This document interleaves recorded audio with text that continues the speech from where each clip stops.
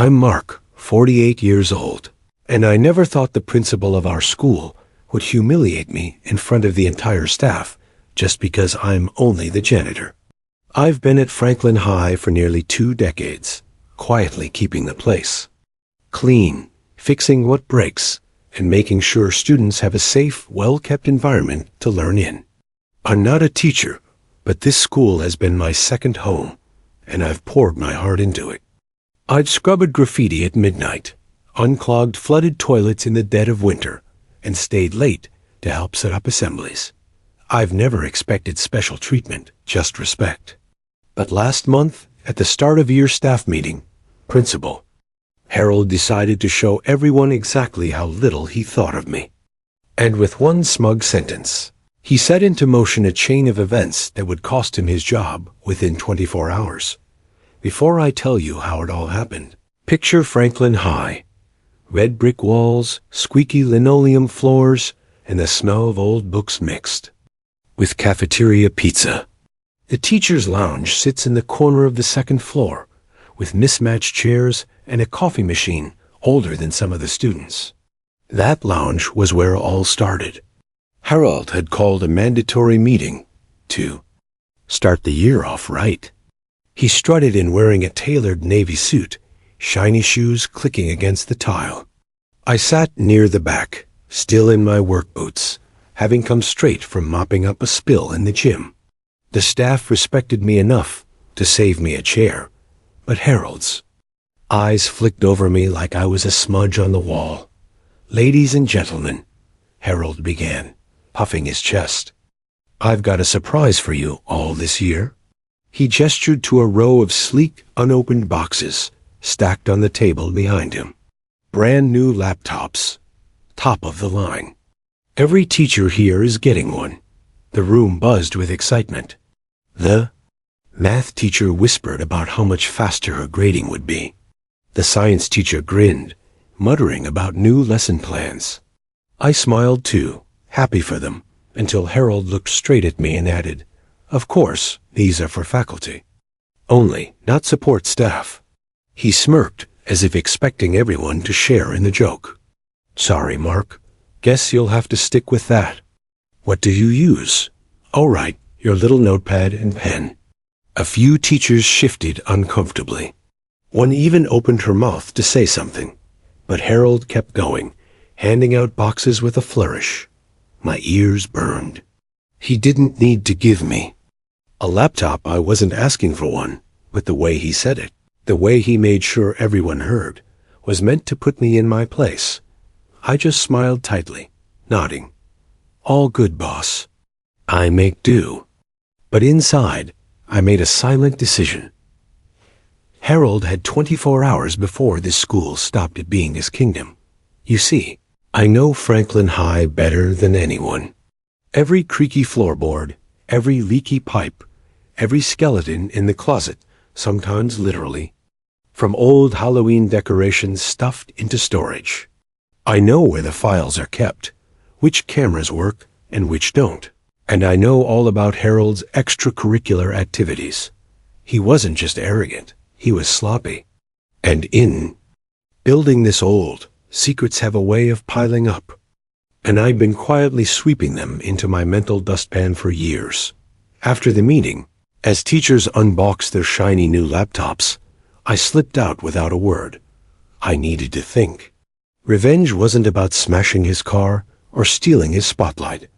Had to be clean, final, and undeniable. I went to my closet in the basement, surrounded by the hum of the boiler, and took out an old keyring. On it was a brass key no one else had, the one to Harold's private storage room. He thought no one knew about it. He was wrong. I'd fixed the door myself years ago, and in the process learned exactly what he was hiding in there. I had one night to make a plan. One night to turn the tables without ever raising my voice. Because if Harold wanted to treat me like the invisible janitor, I was going to show him just how dangerous invisibility could be. That night, I stayed late under the pretense of deep cleaning the gym bleachers. Everyone left around 6 p.m., and by 7, the school was silent. The kind of quiet where every hallway feels like it's holding its breath.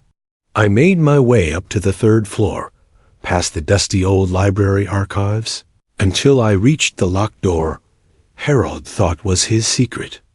The brass key turned easily. He hadn't changed the lock since I fixed it for him 3 years ago.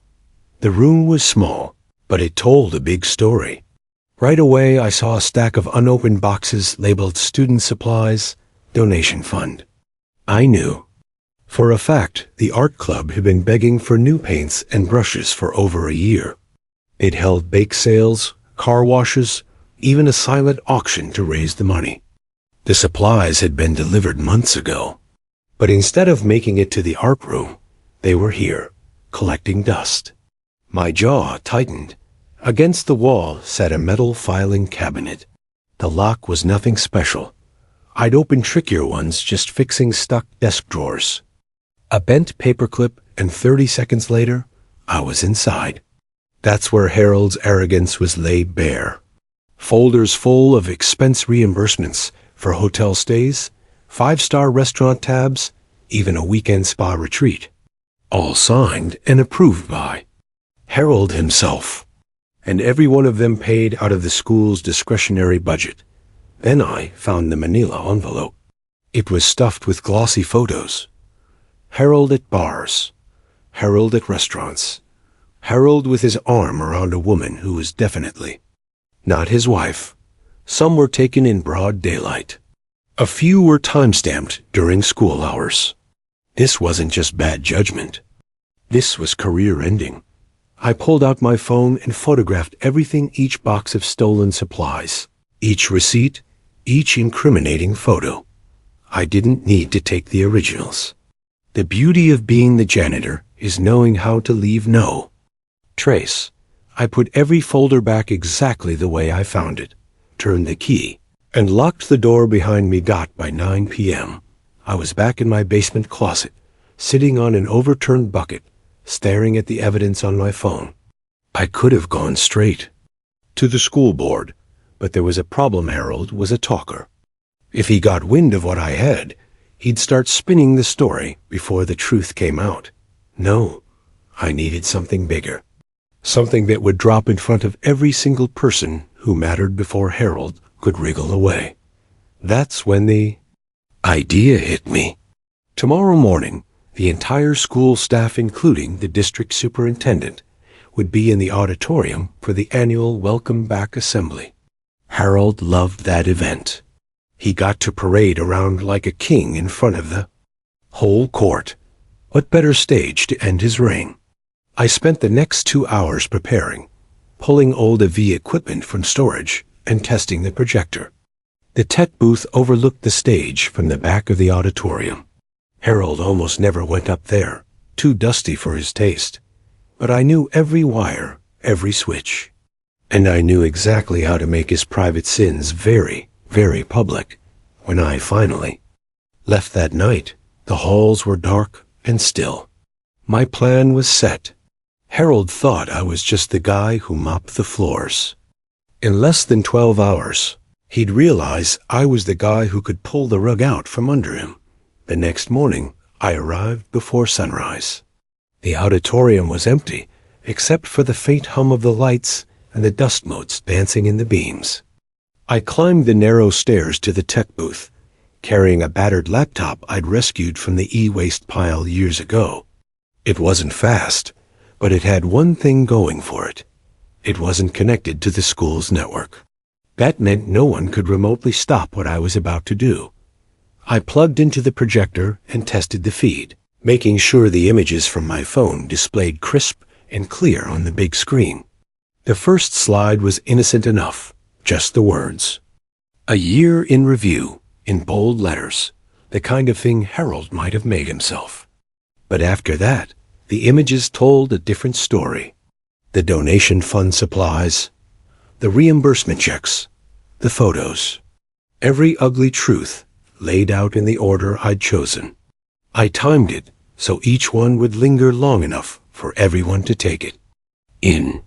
I knew Harold would try to shut it down, but I also knew once it started, Stopping it wouldn't erase the damage dot. By 8 o'clock, staff began filing in. Teachers chatted in small groups, clutching coffee cups. The superintendent arrived, shaking hands and making polite conversation. I stayed in the shadows of the booth, invisible as always. Harold swept in a few minutes later, grinning like a man about to deliver the speech of his career. He took the stage in that same tailored suit, basking in the attention. "Good morning, Franklin High family." He boomed into the microphone.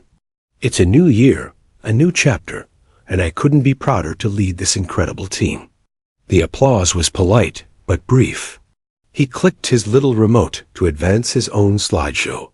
What Harold didn't know was that I'd switched the input feed while he was greeting the superintendent. The first slide, "A Year in Review," popped up on the big screen. Harold beamed. "Yes, exactly. A look back at what we've accomplished." Then the next slide appeared. A photo of the unopened boxes labeled Student Supplies, Donation Fund. The room murmured. Harold blinked. Okay, that's interesting," he stammered, glancing back at the screen. Before he could recover, the next slide came up. A close-up of one of the reimbursement checks for a luxury hotel, signed by Harold. Then another for a high-end restaurant. The murmurs turned into low, sharp whispers. Someone in the front row raised their phone, recording. "All right, clearly there's been some kind of mistake," Harold began. But then the next image hit. A photo of him at a bar, arm around the mystery woman. Then another, and another. The superintendent's face went from confusion to stone cold. Anger in seconds. Teachers stared, mouths open. A few gasped audibly. Harold's voice cracked as he barked. "Turn that off. Turn it off." But his shouting only drew more attention. He dropped his remote and bolted toward the tech booth, but I'd already locked the door from the inside. The final slide appeared.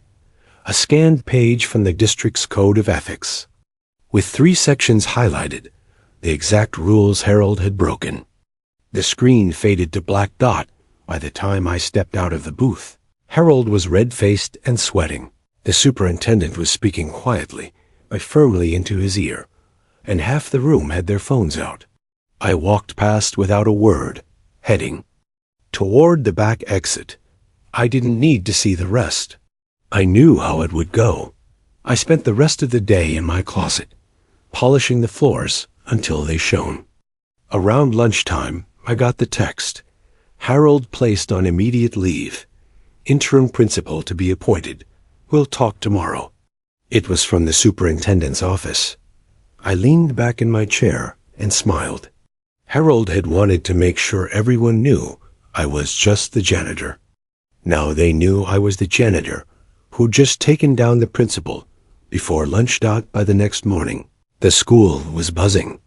Word travels fast in a building like Franklin High, and by first period, even the students knew something had gone down. Some whispered about scandal slides in the assembly. Others claimed they'd seen the photos on social media. I kept my head down, pushing my mop through the hallways like nothing had happened. That was the beauty of it. No one suspected me. To them, I was still just the guy with the keys and the bucket. Mid-morning, I got a call over the intercom. "Mark, please report to the superintendent's office." My stomach tightened, but I knew this was coming. I put away my mop and walked up to the front office. The secretary looked up at me with wide eyes before nodding toward the door. Inside, the superintendent, Mrs. Carlyle, sat behind Harold's now vacant desk. She wasn't alone. The district's HR director sat in the corner, clipboard in hand. "Close the door, Mark," Mrs. Carlyle said, her tone calm but direct. I did as told, taking a seat across from her. She studied me for a moment before speaking. "Yesterday's presentation. You wouldn't happen to know anything about how that happened, would you?" I met her gaze evenly. "All I know is what everyone else saw. The truth." her lips pressed together, hiding the hint of a smile. "The truth is important," she agreed, "especially when it involves the misuse of school funds and conduct unbecoming of a principal. What I want to understand is how those truths made it into the assembly." "Things have a way of coming to light, Mom," I said, keeping my voice steady. "Sometimes the right people just need to see them all at once." Mrs. Carlyle leaned back in her chair, studying me. "You've been here a long time, Mark. You know this building better than anyone. You also know what Harold was doing was unacceptable." "Yes, ma'am," I said. "I also know nobody would have believed it without proof." The HR director finally spoke. "You realize if you were involved, you could be in trouble for circumventing channels." I leaned forward. If I'd gone through channels, Harold would still be sitting in that chair, and those supplies would still be locked in his storage room. Sometimes doing the right thing isn't the same as following the chain of command. Mrs. Carlyle looked at the HR director, then back at me. "Well, the board is convening tomorrow to formally terminate Harold's contract. I can't say how this will all shake out for you, but I will say this: what you did took guts." That was as close to praise as I was going to get from her. I stood, nodded, and left. I didn't need a medal. I just needed Harold gone. By the time lunch rolled around, the interim principal, a no-nonsense woman named Miss Vance, had already moved into the office. Her first announcement over the PA system was simple. "To the art department, your long-awaited supplies will be delivered by the end of the day. You have my apologies for the delay." I caught the art teacher wiping a tear from her cheek in the hallway. After school, I wheeled the supply boxes down to the art room myself. The kids clapped when I rolled them in, and one of them called out, "Thanks, Mr. M." I just grinned and said, "These belong to you. Make something amazing." Walking back to my closet, I passed Harold's old parking spot. Empty. No shiny car, no smug grin. Just an oil stain on the asphalt. It felt like the building itself was breathing easier. That night, I locked up and stood for a moment in the quiet hallway, the hum of the lights above me. I'd always thought of myself as invisible here. Now I realized something. Being invisible means you can see everything. And sometimes, when the time is right, you can make sure everyone else sees it too. The board meeting the next day was supposed to be closed door. But in a small town like ours, word gets around before the ink is dry. By mid-morning, the news was out. Harold was officially terminated, effective immediately. The official reason? Gross misconduct and misuse of school resources. The unofficial reason? He'd underestimated the janitor. For the rest of the week, I kept to my usual routine: sweeping, fixing, patching up the little problems that keep a school running. But something had changed. Teachers who'd once just nodded in passing now stopped to chat, thanking me for what I'd done, even if they didn't say it outright. The students seemed to pick up on it too. A few of the seniors gave me fist bumps in the hall. One kid even left a sticky note on my closet door. "Thanks for looking out for us." On Friday afternoon, Miss Vance called me into the office. I half expected another "keep your head down" talk, but instead she said, "The board has approved a small bonus for you. It's not much, but it's a gesture of appreciation." She slid an envelope across the desk. "Also, from now on, you're officially part of our tech committee. If you see something broken, whether it's a sink or a system, you have direct clearance to fix it." I chuckled. Guess it pays to be handy. She smiled. It pays to have someone around who cares enough to do what's right, even when it's not easy. I left her office feeling lighter than I had in years. It wasn't about the bonus or the new title. It was about knowing that the kids were getting their supplies, the teachers were respected, and the building I'd poured 2 decades into was no longer run by someone who saw me as less than. That weekend, I came in on Saturday morning to do some deep cleaning in the gym. It was quiet, the kind of stillness I'd always liked. As I swept, I thought about the look on Harold's face when the slides started rolling, about how quickly power can slip away when the truth finally comes out. He'd spent years thinking his position made him untouchable. All it took was one person who knew the building's hidden corners and wasn't afraid to use that knowledge.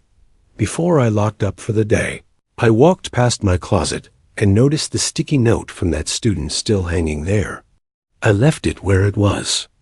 A reminder that even the smallest axe turning on a projector, rolling in a box of supplies, can mean the world to someone. People like Harold forget that schools don't run on titles and suits. They run on the people who show up every day, whether they're wearing ties or work boots. The people who know the squeaky hinges, the flickering lights, the kids' names, and the teachers' coffee orders.